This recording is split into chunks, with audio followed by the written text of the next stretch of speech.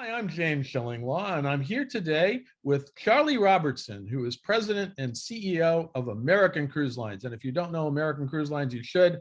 It's the largest, really American-only cruise line in this country. It's got lots of ships running on the rivers and lakes and oceans all around, and they keep building. I mean, I can't keep track half the time.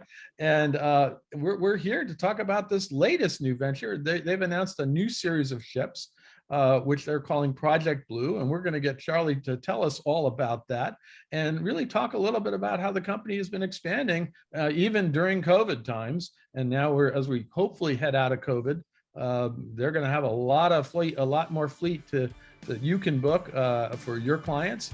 And it's very exciting. So you're going to hear about all that and more on Insider Travel Report. Now, Charlie, first of all, how are you and where are you?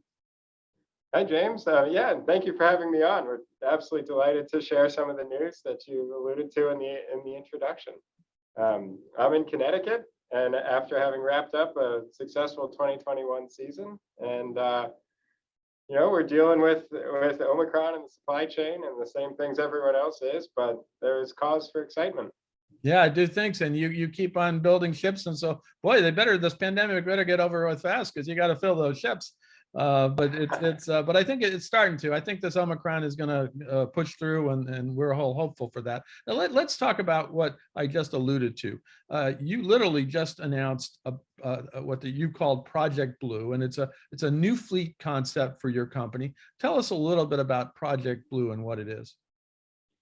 So Project Blue was our secret pandemic engineering project, that there was better times ahead. And so we're now very proud to be able to reveal it and start talking about it.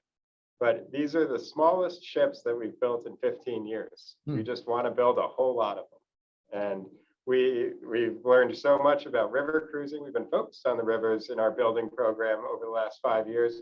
Now we want to bring that back to the coast and balance our growth between the rivers and the coast. Now let's go back to what you have now. How many ships do you currently operate, and where do they sail? We have 15 ships, and they operate in 31 states. And so we have pretty good coverage around the country and keep growing. And that is a mix of rivers, and you got some coastal, right? Correct. Yeah, both coasts, the Mississippi River, Columbia River, and Alaska.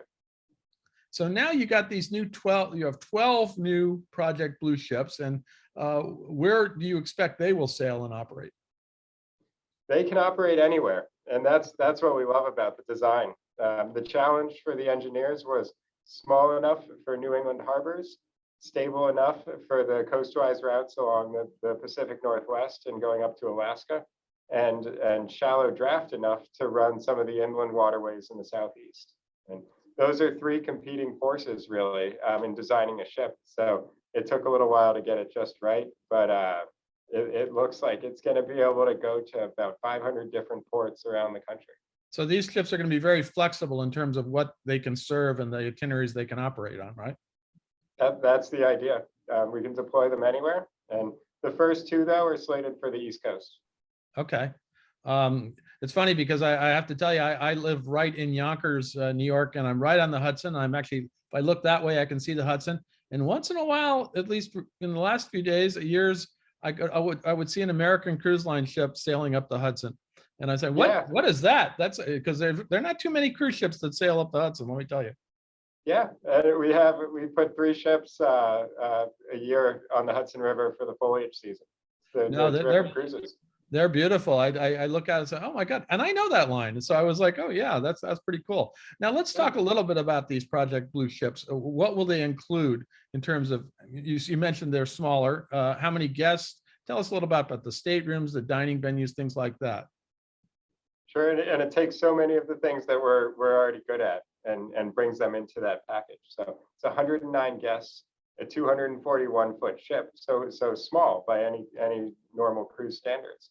But it takes the things that guests have come to know about us: our large staterooms, our private balconies, the multiple dining venues, different lounge spaces all around the ship for different atmospheres and viewing areas, and wraps that all into one small package. Now, what typically, how do they compare to your existing ships? The existing ships sound like they're a little larger, but not much, right? Not much. Our biggest ship is 190 passengers, Okay. and that's the modern riverboats. So these are going to be a little smaller, a little more boutique-y. And what about like dining venues, things like that, your public areas? We have our main dining room on the main deck that seats all guests together. But we also, about 5 years ago, started adding the back porch cafes. And those have been extremely popular, just open all the time, a more casual bite to eat or drink. And so this boat will have one of those as well on the Sunday. No, that's great. And that's always great when you're going on the rivers or the coastal regions to be outside, and it's a wonderful way to see America. Yeah. So that's, I think that's perfect. Now, you mentioned earlier, we were talking about you're building a Project Blue. Is this a project you've had being considered for some time, or did you just really do develop this during the COVID era, thinking we're going to be ready to go as we emerge? This was truly a COVID era project. Hmm. And so we went through a lot of different iterations in the spring and summer of 2020, and kind of landed on this catamaran design that stuck. Yeah, well, that's something to actually point out, because this is different from your ships. Your current ships are not the catamaran. You have a couple of paddle wheelers, I know, and you have the modern river boats. But this ship is going to be a catamaran. Why did you decide on a catamaran design? It was really part of balancing those three factors I talked about before, between small, stable, and shallow.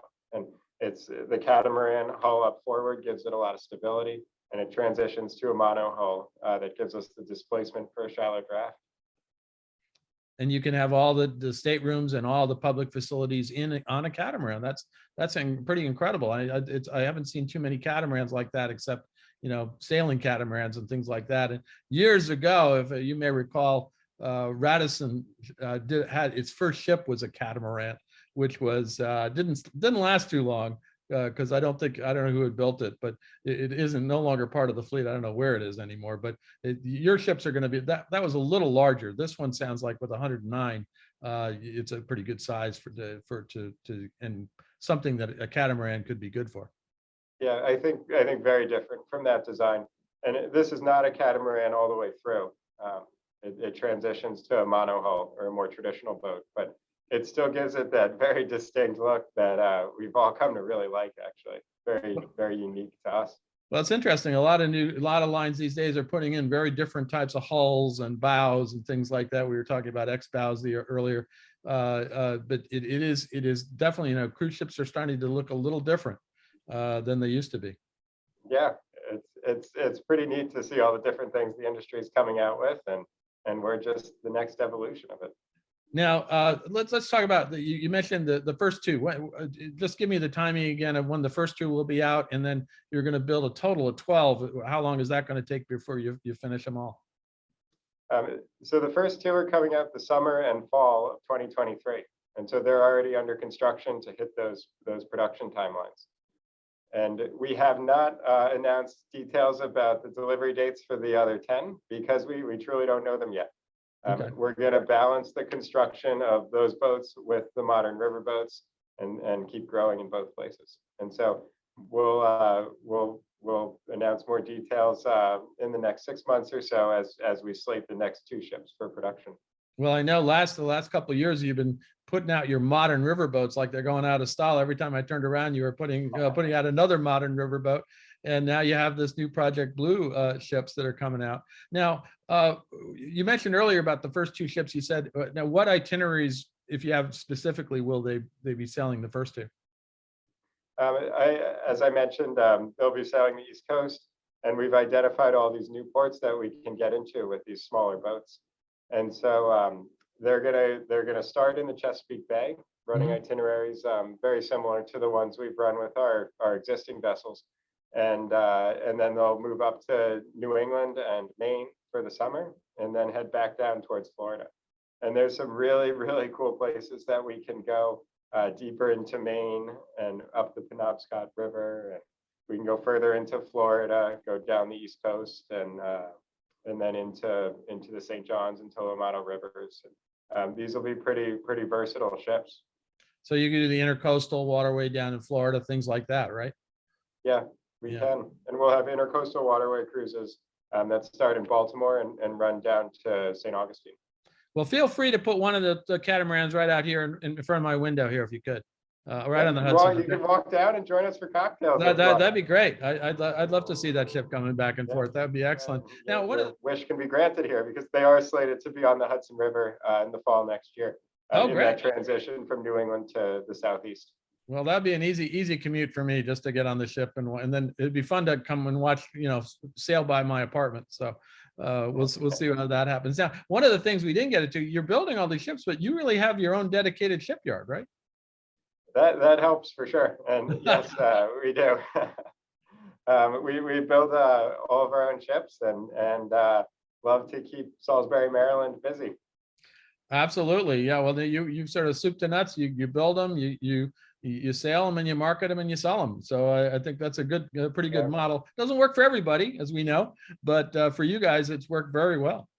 Yeah, it's been a great advantage for us. And as I was talking about this design challenge we had moving through the pandemic, I mean, it's really wonderful to be able to sit down with the naval architects at the shipyard over the span of a year and 18 months and talk about, what are the actual operational challenges that we see every day. And they can build those into the hull form and build them into the superstructure. I mean, we get very hands-on and very detailed, starting with those initial drawings. Well, I know it's great when you really can. I know a lot of great cruise people, and one of the best cruise people around really get into their ships, and they get into the construction of them and how they do it, and they're really enthusiastic about that. And I don't know, the rest all seems to fall naturally. I don't know why. Yeah, hey, I guess that's why we ended up with a shipyard. There you go. Now, will these when these ships come in all 12, are you going to start looking at retiring some of your other ships, or I mean, I know you got some really modern ones, so it's not like these are old ships anymore. Or are you thinking of that, or is this just going to be additional? Yeah, I mean, our oldest ship is 2005. And so that's a really old ship, Charlie. I don't know. You have to get rid of that. Most of your ships are like 2 years old now, it seems. Yeah.